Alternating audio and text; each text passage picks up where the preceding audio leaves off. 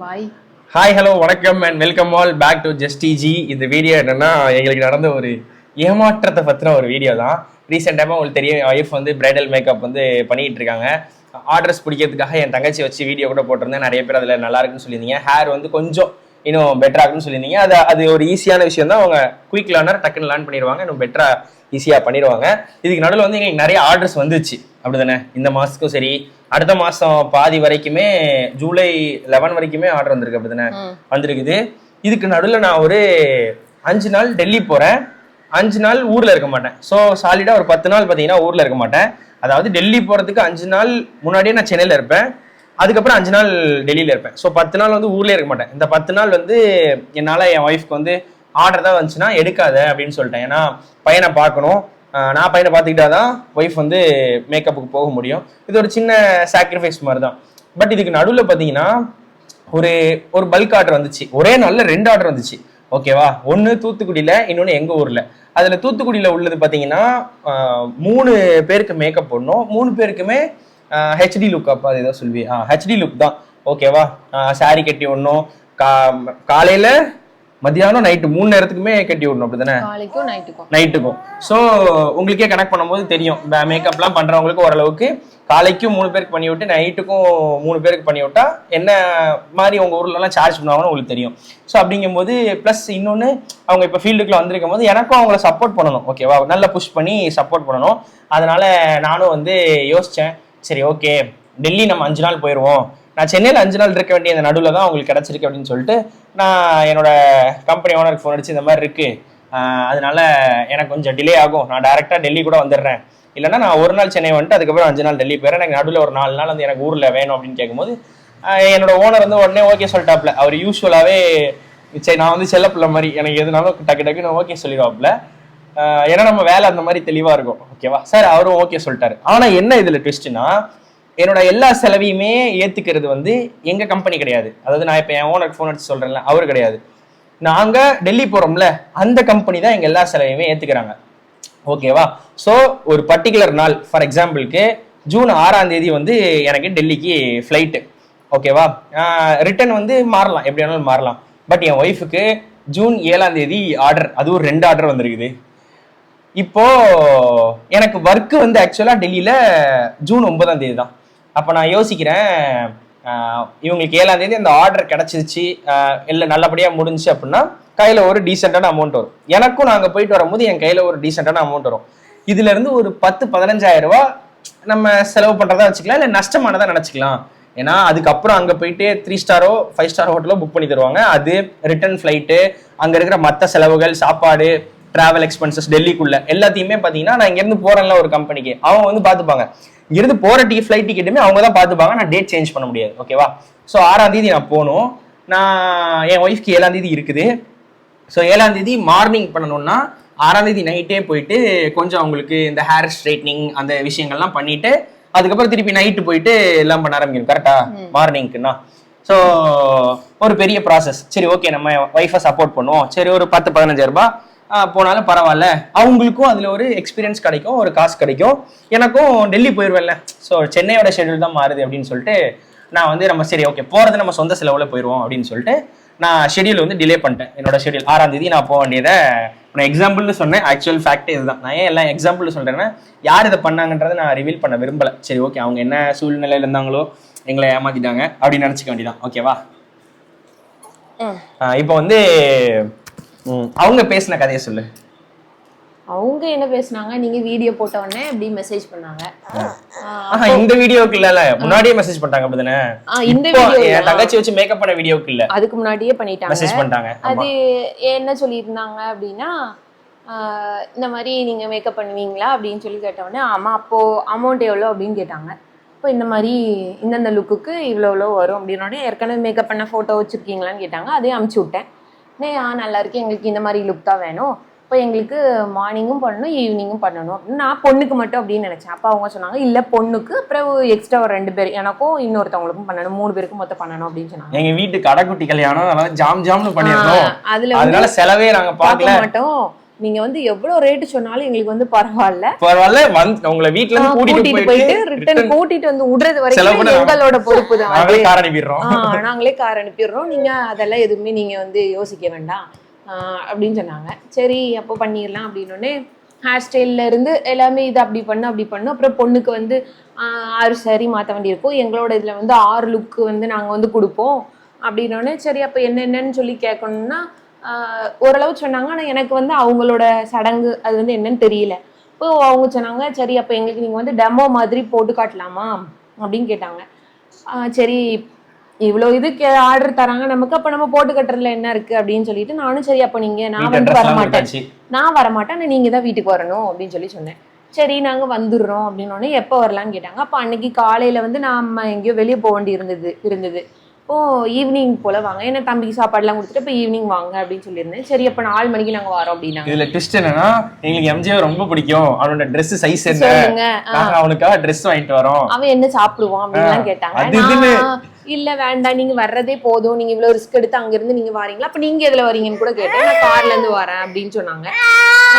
சரி தம்பி அப்ப என்ன சாப்பிடுவான்னு சொல்லுங்கன்னு கேட்டாங்க. நான் எதுவுமே சொல்ல இல்ல வேண்டாம் நீங்க வாங்க அது மட்டும் போதும் அப்படின்னு சொல்லியாச்சு. இப்போ 4 மணிக்கு வரேன்னு சொல்லியிருந்தாங்க, அப்புறம் 4:30 வரேன்னு சொல்லியிருந்தாங்க. சரி 4:30 வரலையே அப்படின்னு சொல்லிட்டு என்ன ஆச்சு அப்படின்னு சொல்லி கேட்டா நாங்க இப்பதான் தூத்துக்குடில இருந்து நாங்க கிளம்பி இருக்கோம், தூத்துக்குடிக்கு உள்ள தூத்துக்குடில இருந்து நாங்க அங்க வர்றதுக்கே 2.5 மணி நேரம் ஆகும் அப்படின்னு சொன்னாங்க. இப்ப நான் இவங்ககிட்ட வந்து 2.5 மணி நேரம் ஆகும்னு சொல்லும் போதே இவங்க சொன்னாங்க என்ன கதையா இருக்கு அப்படின்னு சொன்னாங்க. தூத்துக்குடில இருந்து வர்றதுக்கு 3/4 மணி நேரம் எனக்கலாம், கொஞ்சம் வேகமா வந்தா 40 நிமிஷம், அப்படியே சடவா மெதுவா வந்தா கூட ஒரு 1 மணி நேரம் 1.25 மணி நேரம் ஆகும், வந்துடலாம். பெருசா 30-35 கிலோமீட்டர் எங்க ஊர்ல அவ்வளவு டிராபிக்லாம் இருக்காது, பூந்து வந்துடலாம். அப்புறம் என்னடா இப்படி சொல்றாங்கன்னு ஒரு 7 மணி ஆச்சு. 7 மணிக்கு மெசேஜ் பண்றாங்க எப்படின்னா இந்த மாதிரி ஒரு ஹாஸ்பிட்டல் செக்கப் வந்து வந்திருக்கோம், ரொம்ப முக்கியமான செக்கப்பு, டாக்டர் வந்து இப்போதான் வந்திருக்காங்க, இப்போதான் செக்கப் முடிஞ்சிருக்கு, நாங்கள் கண்டிப்பாக வந்துடுறோம் அப்படின்னு ஒரு 7:30 மெசேஜ் பண்ணுறாங்க. ஒன்று சரி அப்படின்னு சொல்லிட்டு சரி நம்ம வீட்டில் தானே இருக்கோம் அப்படின்ட்டு சரி அவங்க வர்றப்ப நம்ம கடைக்கு போயிட்டு வருவோம். நாங்கள் 2 பேரும் கடைக்கும் போயாச்சு. கடைக்கு போகிற டைம்லேயும் ஐயோ ஃபோன் பண்ணியிருப்பாங்களோ மெசேஜ் பண்ணியிருப்பாங்களோ அப்படின்னு நாங்கள் லொக்கேஷன் எல்லாம் சொல்லி கடைசியில் வரவே இல்லை அவங்க. அதுக்கப்புறம் அவங்க நைட்டு மெசேஜ் பண்ணுறாங்க, சாரி சிஸ்டர் நான் வந்து நாளைக்கு காலையில் வந்து வரேன் அப்படின்னு சொல்லி. அது வரைக்கும் நாங்க நம்பிட்டு தான் இருக்கோம், ஏன்னா இவன் மேல பயங்கர பாசமா பேசினாங்க. சோ ஜெனியூனா தான் இருக்கு. எப்படின்னா ஆர்டர் வந்து உங்களுக்கு, கிஃப்ட் வந்து தம்பிக்கு அப்படிலாம் சொன்னாங்கல்ல, அப்படி சொன்னாங்க. உடனே சரி அப்போ நான் சுத்தமா நமக்கு இந்த மாதிரி எல்லாம் நடக்கும்ன்றது நமக்கு தெரியாது, இப்பதான் ஃபர்ஸ்ட் வரோம், அதனால எனக்குமே சுத்தமா ஐடியா இல்ல. இது டிஜிட்டல் வேர்ல்டா இருந்தா இல்ல வேற ஏதாச்சும் இருந்தா நான் கண்டுபிடிச்சிடுவேன். நான் வந்து என்ன நினைச்சது அப்படின்னா வந்த ஆர்டர் வந்து விட்டுற கூடாது, நம்ம என்னால தனியா பண்ண முடியலனாலும் என் கூட படிச்ச பிள்ளைங்களை கூட்டிட்டு போயாச்சு, மொத்த ஆர்டரையும் நம்ம வந்து பாத்துறணும் அப்படின்னு சொல்லிட்டு தான் நான் நினைச்சு வச்சு இங்க வந்த ஆர்டரையுமே வேண்டான்னு சொல்லி. ஆமா இங்க வந்து ஆர்டரே வேண்டாம்னு சொல்லிட்டாங்க. ஏன்னா அங்க நிறைய பேர் பண்றாங்க. ஃபர்ஸ்ட் புக் பண்ணது. ஆமா பண்ணாங்க. அதுவும் என்ன சொல்லிருந்தாங்க அப்படின்னா நான் கன்ஃபார்ம் பண்றது ஏதா இருந்தா 500 ரூபாய் நீங்க வந்து அட்வான்ஸ் பே பண்ணிருங்க, அப்படினாதான் நான் வந்து உங்களை வந்து கன்ஃபார்ம் பண்ணி முடியும் அப்படின்னு சொல்லிருந்தேன். அதுக்கு சொல்லிட்டாங்க நான் இப்பதான் நாங்க பர்ச்சேஸ் பண்றதுக்காக நாங்க வந்து வெளியே நிக்கிறோம், அதனால நீங்க மொத்த அமௌண்ட் எவ்வளவு நீங்க சொல்லுங்க, நான் அதுல பாதியை நான் உங்களுக்கு அட்வான்ஸா பே பண்ணிடுறேன் அப்படின்ட்டாங்க. உடனே சரி அப்ப அது அவங்களோட விருப்பம் அப்படின்ட்டு ஜிபே நம்பர் சொன்னாங்க. நான் வந்து யூபிஐயும் சென்ட் பண்ணிருங்க அப்படின்னு சொன்னா நைட்டு ரொம்ப லேட் நைட்ல மெசேஜ் வந்தது. எப்படி இந்த மாதிரி சர்வர் வந்து எரரா இருக்கு, ஏடிஎம்ல வந்து ஒர்க் ஆகல, அதனால நான் நாளைக்கு காலையிலேயே உங்களுக்கு பே பண்ணிடுறேன்னாங்க. காலையில பே பண்ணலாம். அன்னைக்கு தான் டெமோக்கு அவங்க வந்து வரதா இருந்துச்சு. நானும் சரி அதை சீரியஸா எடுத்துக்கல, டெமோக்கெல்லாம் வராங்கல்ல அப்படி சொல்லிட்டு நானும் அதை கண்டுக்கல, அதையும் விட்டாச்சு. இந்த அளவு சொல்லிட்டு அதுக்கு அடுத்த நாள் என்னைக்கு கரெக்டா திங்கட்கிழமையோ செவ்வாய்க்கிழமையோ போன் பண்றோம் வாட்ஸ்அப்ல பண்றாங்க எடுக்கவே இல்ல. என்ன ஒண்ணு அப்படின்னா இதனால இந்த ஆர்டரையும் விட்டாச்சு, இவங்களுக்கு வந்து அமௌண்ட் 15,000 ரூபாய் எனக்கு லாஸ். சரியா நான் வந்து உங்களுக்கு ப்ரூஃபோட காட்டுறேன் எப்படி 15,000 லாஸ்ன்னு. இது என்ன சொல்ல நினைச்சேனே, எடுக்கவே இல்லை, போன் எடுக்கவே இல்லை, மெசேஜ் பண்ணா ஆனா வாட்ஸ்அப்ல பாக்குறாங்க. சரி எடுக்கல அப்படின்னு சொல்லிட்டு நான் என்ன சொல்றேன், என் நம்பர்ல இருந்து போட்டு பார்ப்போம் அப்படின்னு சொல்லிட்டு அந்த நம்பரை என் போன்ல இருந்து போட்டு பாக்குறேன். எடுத்துட்டாங்க, யாருன்னு தெரியாது, எடுத்துட்டாங்க. நான் வந்து பஸ்ல இருக்கேன், நான் ஜஸ்டிஜி பேசுறேன், இந்த மாதிரி கல்யாண ஆர்டர் சொல்லியிருந்தீங்களா, நான் பஸ்ல இருக்கேன், நான் இறங்கினே ஃபோன் பண்றேன். இறங்குனாங்களா என்ன கதைன்னு தெரியல, ஒரு 15 மினிட்ஸ்ல இறங்கிடுவேன். நான் 30 மினிட்ஸ் கழிச்சு கால் பண்ணேன், நீங்கள் டயல் சேவ் நம்பர் பிஸியாக உள்ளார், நீங்கள் டயல் சேவ் நம்பர் பிஸியாக உள்ளார். பிளாக் பண்ண நம்பரை பிளாக் பண்ணா மட்டும்தான் நீங்கள் டயல் சேவ், ஃபர்ஸ்ட் ரிங் போறதுக்கு முன்னாடி நீங்கள் டயல் சேவ் நம்பர் பிஸியாக உள்ளார்னு வந்துச்சு. ரைட்டு, பார்ட்டி நம்மள பிளாக் பண்ணிருச்சு. அப்போ வந்து இது நம்மள வந்து நல்லா மண்ணில வந்து எனக்கு அப்பவும் கூட எனக்கு நம்பிக்கை இல்லை. சரி அப்போ ஒருவேளை அவங்க எதுவும் வேலையா இருப்பாங்க போல, அதுக்கப்புறம் பண்ணுவாங்க அப்படின்னு நான் நினைச்சேன். அதுக்கப்புறம் தெரிஞ்சிருச்சு சரி மத்தியானம் பண்ணும்போதும் அந்த மாதிரி தான் வந்தது அப்படிதானே? ஆமா ஈவினிங் பண்ணும்போதும் அந்த மாதிரியே தான் வந்தது. சரி அப்ப இவங்க வந்து ஏமாத்த தான் செய்றாங்க. அவ்வளவு நேரம் மண்டைய மிளகா அரைக்கிற வரைக்கும் நாங்க 2 பேரும் இருந்தாங்க. இல்ல மொட்டை போடுங்க மிளகா அரைஞ்ச எனக்கு கொடுத்துட்டு அமௌண்ட் வந்து நான் அப்பவும் நினைக்கிறேன் இவ்வளவு அமௌண்ட் சொல்றதுக்குமே இவங்க வந்து சரி ஓகே எங்க கடைக்குட்டி கல்யாணம் நல்லா பண்ணி தந்துருங்க, எங்களுக்கு வந்து நெயில்ஸ் பண்ணணும். அந்த கதை கேளுங்க. நெயில் பண்ணணும்னு சொல்லியாச்சு. அப்ப என் வைஃப் சொல்றாங்க ரெடிமேட் நெயில்ஸ் வாங்கலாம், அப்படி இல்லைன்னா நம்ம வந்து கஸ்டமைஸ் பண்ணி வாங்கலாம் சாரிக்கு ஏத்த மாதிரி அப்படின்னு சொல்லிட்டு, சரி நீங்க அது என்னவோ பாருங்க அப்படின்னு சொல்லவும் என் ஒய்ஃப் வந்து கஸ்டமைஸ்டா நெயில் செய்யற ஒருத்தவங்களுக்கு மெசேஜ் பண்ணி இந்த மாதிரி வேணும், இத்தனாம் தேதி இருக்கு, எங்களுக்கு அது 2 நாள் முன்னாடி வேணும், நீங்க பண்ணி கொடுத்துருங்க அப்படின்லாம் பேச ஆரம்பிச்சாச்சு. நாங்க இந்த பக்கம் ஒரு பக்கம் ப்ராக்ரஸிவா என்ன பண்ணணும் ஏது பண்ணணும், முந்தின நாள் 3 பேருக்கு மேக்கப் பண்ணணும்ன்றதுல அடுத்த நாள் விடிய காலில் போனா கரெக்டா இருக்காது, நைட்டே போயிட்டு 3 பேருக்கும் ஹேர் எல்லாம் இது பண்ணி விட்டு வந்து அப்படின்னு சொல்லிட்டு எல்லா பக்கமும் நாங்க ப்ராக்ரஸிவா எல்லா பிளானும் வந்து போட ஆரம்பிச்சாச்சு. ஆனா கடைசியில வந்து எந்த மண்டபம் சொன்னாங்க? ராசி மஹால்ல வந்து இந்த மாதிரி கல்யாணம் மண்டபத்துல வச்சுதான் கல்யாணம், நீங்க அங்கேயே வந்துருங்க அப்படி இப்படின்னு எல்லாத்தையும் சொல்லி கடைசியில ஒரு ஆர்டரும் போய் உங்களுக்கு இன்னொரு சிச்சுவேஷன் என்னன்னா, நம்ம ஆல்ரெடி வந்து அம்மா ஆபரேஷனுக்குன்னு கடன் வாங்கி வச்சிருக்குது ஓகேவா, அதை தாண்டி நார்மல் லைஃப் எக்ஸ்பென்சஸ்ன்னு ஒண்ணு இருக்கும். இப்பதான் இந்த ஆர்டர் வரதுக்கு முன்னாடி தான் கோயம்புத்தூர் அனுப்பியிருக்கேன். அதுக்கு ஒரு பெரிய அமௌண்ட் இங்க இருந்து கோயம்புத்தூர் போயிட்டு வரதுக்கே ஒரு பெரிய அமௌண்ட், செக்அப் அதுன்னு பெரிய அமௌண்ட். ஸோ நார்மலாவே பயங்கரமா செலவு எனக்கு இப்போ ரீசெண்ட் டைம் மேக்கப் ப்ராடக்ட்ஸே பயங்கரமா செலவாயிருக்கு. எல்லாத்தையும் நான் வந்து மேனேஜ் பண்ணி கொண்டு போறேன். இப்போ இந்த 10,000 நம்ம சம்பாதிக்கிற காசு நம்ம கிழிச்சு போடுறதுக்கு நமக்கு உரிமை இருக்கு அப்படிதானே? தப்புதான், அப்படி கிழிச்சுலாம் போட சொல்லி நான் யாரையும் ப்ரொமோட் பண்ணல, யாருக்கோ தானமா கொடுத்துடலாம். பட் ஒரு பேசிக் எக்ஸாம்பிள் நான் சம்பாதிச்ச 500 ரூபாய நான் கிழிச்சு போடுறதுக்கோ இல்ல நான் எரிக்கிறதுக்கு கூட எனக்கு உரிமை இருக்கு, ஏன்னா அது என் காசு. ஆனா என் காசை பிடிங்க இன்னொருத்தவங்க கிழிச்சு போடுறதெல்லாம் அது நியாயமா? அந்த மாதிரிதான் நடந்திருக்கு. இந்த 10,000 ரூபாய் நான் எனக்கு செலவு பண்றேன் இல்ல, இந்த 15,000 நாங்க ஆடம்பர செலவே பண்ணி வேஸ்ட் பண்றோம், இதெல்லாம் வீண் செலவுப்பா, ஓகே பரவாயில்ல நாங்க சம்பாதிச்ச காசு வேஸ்ட் பண்றோம்னு இருக்கோம். ஆனா அவங்க இப்படி வந்து ஒரு டிராமா பண்ணி எங்களை நம்ப வச்சு ஒரு காசு வேஸ்ட் ஆகுறதெல்லாம் யோசிச்சு பாருங்க, எவ்வளவு கடுப்பா இருக்கும் யோசிச்சு பாருங்க. அவங்களுக்கு வந்து ஹோப், காசு கூட ரெண்டாவது ஹோப். யாருக்குமே வாழ்க்கையில நம்பிக்கை கொடுத்து ஏமாத்தக்கூடாது. இப்போ இவங்களுக்கு ஒரு பெரிய நம்பிக்கை இருக்கு, இப்பதான் ஃபீல்டுக்குள்ள வந்திருக்காங்க, ஆசையா இருக்கும். ஓகே நீங்க பார்த்து அந்த மேக்கப் பார்த்தும் போது தெரியும், சில பேர் ஹேர்ல தான் கொஞ்சம் சொல்லியிருந்தீங்க, அதுவும் பெரிய மேட்டரே கிடையாது, உடனே அவங்க சரி பண்ணிடுவாங்க. ஏன்னா அடுத்த உடனே நாங்கள் மேக்கப் ஒருத்தவங்களுக்கு போட்டோம். இப்போ அடுத்தடுத்த ஆர்டர்ஸும் இருக்கு, அது நாங்கள் ரிவீல் பண்றோம். ஹேர் டூ நிறைய பேருக்கு பண்ண போட்டோஸும் இருக்கு. ஃப்ரண்ட் போட்டோ தான் நிறைய பேர் ரிவீல் பண்ண கூச்சப்பட்டாங்க அவங்க மேக்கப் பண்ண எல்லாரும். பேக் போட்டோ நிறைய இருக்கு, ஃப்ரண்ட் போட்டோலையுமே நம்ம ஃபேஸை வந்து பிளர் பண்ணி கூட போடலாம். ஸோ அந்த ஹோப் வந்து ஒன்று கொடுத்து ஒரு நம்பிக்கை கொடுத்து ஏமாறும் போது என் ஒய்ஃபுக்கெல்லாம் தூக்கமே வரல. யூஸ்வலாக எங்கள் வீட்டில் நான் தான் லேட்டாக தூங்குவேன், அவங்க தூங்கிடுவாங்க. நான் இந்த பக்கம் எடிட்டில் இருப்பேன், இல்லை கேம் ஆடிக்கிட்டு இருப்பேன், கேம் ஆடிக்கிட்டே எடிட்டில் இருப்பேன். ஏன்னா எனக்கு கொஞ்சம் ரிலாக்ஸேஷன் தேவை, ரொம்ப அப்படியே எல்லா பக்கமும் எல்லா விஷயத்தையும் ஹேண்டில் பண்ணுறதுனால கொஞ்சம் ஸ்ட்ரெஸ்ஸாக இருக்கும். கேம் ஆடுவேன் இல்லை எடிட் பண்ணிட்டு இருப்பேன் ஓகேவா. இப்போ லாஸ்ட்டு 2-3 நாளாக நான் தூங்கிடுறேன் ஓகேவா. அவங்களுக்கு அதை நினச்சி ஸ்ட்ரெஸ்ஸு, என்னடா இப்படி ஆயிடுச்சு, நம்மளை இப்படி ஏமாத்திட்டாங்களே, ஹோப் கொடுத்து அட்லீஸ்ட் அவங்க இல்லைன்னு சொல்லியிருந்தாலாச்சு நான் ஊருக்கு கிளம்பியிருப்பேன், எனக்கு 15,000 மிச்சமாயிருக்கும் ஓகேவா. அப்படி இல்லைன்னா எங்க ஊர்ல இருக்கிற ஆர்டர் எடுத்திருப்பாங்க கரெக்டா, 2ல ஏதாவது ஒண்ணு நடந்திருக்கும் ஓகேவா. இப்ப எங்க ஊர்ல எடுக்கிற ஆர்டர் வந்து எங்களுக்கு அந்த ஆர்டர்ல இருந்து வர்ற காசு, நான் டெல்லி போயிட்டு இருந்து வர்ற காசு எல்லாம் டேலி பண்ணி இந்த 15,000 ரூபாய் பெரிய லாஸா தெரிஞ்சுன்னா நாங்க அட்லீஸ்ட் அதையும் கேன்சல்னே சொல்லியிருப்போம் அப்படிதானே. இப்ப இதை கேன்சல்னு சொன்னனால எப்பயுமே கல்யாணம்னா இல்ல ஒரு முகூர்த்தம்னா ஒரு வாரம் முன்னாடி, சில பேர் 1 மாசம் 6 மாசம் முன்னாடியே மேக்கப் ஆர்டிஸ்ட் மண்டபம் எல்லாம் புக் பண்ணி வச்சிருவாங்க. இப்போ அது வந்து பெரிய இதுவா இருக்கு, கிடைக்காது.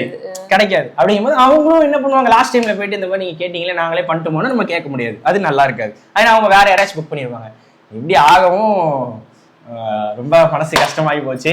இந்த மாதிரி வீடியோ பாக்குற உங்களுக்கு, நீங்க யாராச்சும் மேக்கப் ஆர்டிஸ்ட் இருந்தீங்க, இந்த மாதிரி உங்களுக்கு நடந்திருக்கு? நிறைய பேருக்கு நடந்திருக்கும். அப்படியா? நேத்துலாம் ஒரு கமெண்ட், சரி அந்த கமெண்ட் நான் இப்ப ஸ்கிரீன்ஷாட் போடுறேன். நிறைய பேர் வந்து அதாவது ஒரு விஷயம் குறைய சொல்றது கூட ஒரு விதம்னு ஒண்ணு இருக்கு. இதெல்லாம் சூப்பரா இருக்கு, இந்த இடத்த இன்னும் நல்லா பண்ணிதான் நல்லா இருந்திருக்கும் சொல்ற விதம் ஒண்ணு இருக்கு. நேத்து ஒருத்தங்க கமெண்ட் போட்டுருந்தாங்க பாத்தியா, நல்லாவே இல்லைன்னு கமெண்ட் போட்டுருந்தாங்க. பட் அவங்க நினைக்கிறாங்க நாங்க எந்த கமெண்ட் பார்க்க மாட்டோம்னு. அவங்க இதுக்கு முன்னாடி வேற ஒரு வீடியோல கமெண்ட் பண்ணிருக்காங்க, இந்த மாதிரி யூடியூப் பண்ற நீங்க எல்லாம் மேக்கப் ஆர்டிஸ்டா நாங்களே இப்படி ஆர்டர் எடுக்கிறதுன்னு. சோ அதோட வெளிப்பாடு அந்த ஒரு யூடியூப் பண்றதா இருந்தாலுமே யாருமே ஆர்டர் தர்றது இல்லை என்ன பொறுத்த வரைக்கும்.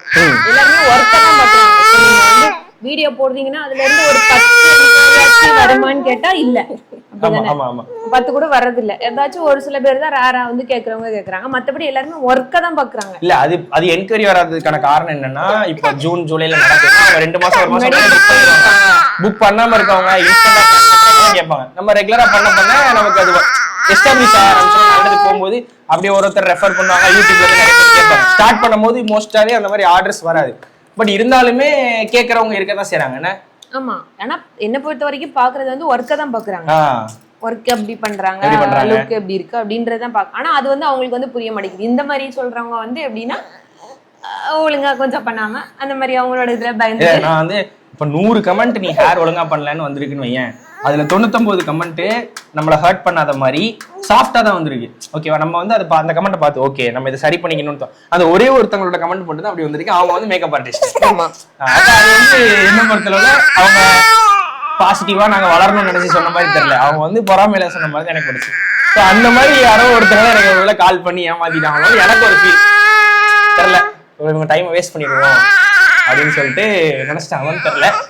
பட் எனிவே கடவுள் மேல வந்து பார்த்துட்டு இருக்காரு. நம்ம போடுற எஃபர்ட்டு, நம்ம மனசு, நம்ம செய்யற விஷயங்கள் எல்லாத்தையும் கடவுளோ மனசாட்சியோ இல்ல கடவுள் நம்பிக்கை எல்லாம் ஏத்திஸ்ட் பார்த்துட்டு இருந்தீங்கன்னா கூட இந்த பிரபஞ்சமோ ஏதோ ஒண்ணு நம்மளை கவனிச்சுட்டே இருக்கு. கரெக்டா? மாப்பிள்ள சரி நீ போ கவனிச்சுட்டே தான் இருக்கு. அதனால வந்து யாரும் அந்த மைக்கு கழட்டி கொடுத்துறியா, எங்க போனாலும் அவன் கத்துறது கேட்கும். அதனால வந்து யாரும் வந்து இந்த மாதிரி ஏமாத்தாதீங்க. எங்களுக்கு பிரச்சனை இல்லை, பை காட்ஸ் கிரேஸ் எவ்வளோ லைஃப்ல பிரச்சனை இருந்தாலும் அதெல்லாம் மேனேஜ் பண்ற அளவுக்கு ஏதோ மென்டல் ஸ்டெபிலிட்டியோ இல்லை கடவுள் புண்ணியத்தில் அது எல்லாத்தையும் எப்படியாச்சும் மேனேஜ் பண்றதுக்கு நான் ட்ரை பண்ணிட்டு இருக்கேன், மேனேஜ் பண்ணிட்டு இருக்கேன். எவ்வளோ பிரச்சனைகள் உங்களுக்கு பார்க்குறவங்க நீங்கள் இவ்வளோ தான் பார்க்குறீங்க, அதை தாண்டி இவ்வளோ பிரச்சனைகள் இருக்குது. அதை நான் சொல்றதுல ஏன்னா எனக்கு சேனலில் கொஞ்சம் ஜாலியாக ஹாப்பியாக கொண்டு போகணுன்றது ஆசை. ஸோ சேடஸ்ட் பார்ட் இருந்தாலும் அந்த சேடஸ்ட் பார்ட்டுக்குள்ளே இருக்கக்கூடிய ஹாப்பியர் போர்ஷனை தான் நான் வந்து வீடியோவில் காட்டிட்டு இருக்கேன். பட் சொல்லி அழுகிறதுக்கு நிறைய கதை இருக்கு. அதுக்கு நடுவில் இவ்வளோ பெரிய பிரச்சனை, இந்த மாதிரி ஒரு ஏமாற்றம் இதெல்லாம் சந்திக்கும் போது தேவையில்லாத ஒரு நஷ்டம். 15,000 ரூபாய் இன்னைக்கு 15,000 ரூபாய் எத்தனை பேர் ஒரு மாதம் சம்பளம் யோசிச்சு பாருங்க. எத்தனையோ பேருக்கு ஒரு மாதம் சம்பளம் 15,000. அதையும் தாண்டி நம்ம உழைப்படாமல 15,000 யார் பாக்கெட்ல இருந்தாவது எடுக்கிறோமா, திருடுறோமா, ஸ்கேம் பண்றோமா, யாரையும் ஏமாத்துறோமா? இல்லை, நம்மளும் அதுக்கு ஒரு உழைப்பு போடுறோம். என்ன கூடையோ குறையோ ஒரு விவசாய அளவு உழைப்பு இல்லைன்னா நம்மளுக்கும் அதில் ஒரு உழைப்பு போட்டு தான் அந்த காசு வருது. அப்படிங்கும்போது அந்த 15,000 ரூபாய் ஏமாறப்பட்டது, இந்த டைம் வேஸ்ட்டு. நான் இப்போ சென்னைக்கோ டெல்லிக்கோ போயிருந்தேன். எனக்கு அங்கே நிறையா நான் கண்டென்ட்ஸ் எடுத்திருப்பேன், நிறையா பேரை மீட் பண்ணியிருப்பேன், நிறையா வித்தியாசமான விஷயங்களை எக்ஸ்ப்ளோர் பண்ணியிருப்பேன். அங்கே எனக்கு நிறைய கான்டாக்ட்ஸ் கிடச்சிருக்கும், நிறைய நடக்கும். பட் எனிவே ஏமாந்தாச்சு. இந்த வீடியோவை பார்த்த உங்களுக்கு என்ன நடந்துச்சு அப்படின்ற ஒரு ஐடியா கிடச்சிருக்கும். இந்த மாதிரி மேக்கப் ஆர்டிஸ்ட்டுகள் இந்த மாதிரி ஸ்கேம்லேருந்து எப்படி தப்பிக்கிறது, என்ன மாதிரிலாம் தப்பிக்கிறது அப்படின்னு ஒரு ஐடியா இருந்தால் போடுங்க. நாங்கள் புதுசு, ஓகேவா? நாங்கள் இதே ஒரு 5 வருஷம் எக்ஸ்பீரியன்ஸாக இருந்தால் எங்களுக்கு தெரிஞ்சிருக்கும் எப்படி ஹேண்டில் பண்ணணும். புதுசுங்கும் போது ஈஸியாக ஏமாத்திடலாம்ல. ஸோ அப்படி வந்து ஏமாந்துட்டோம்.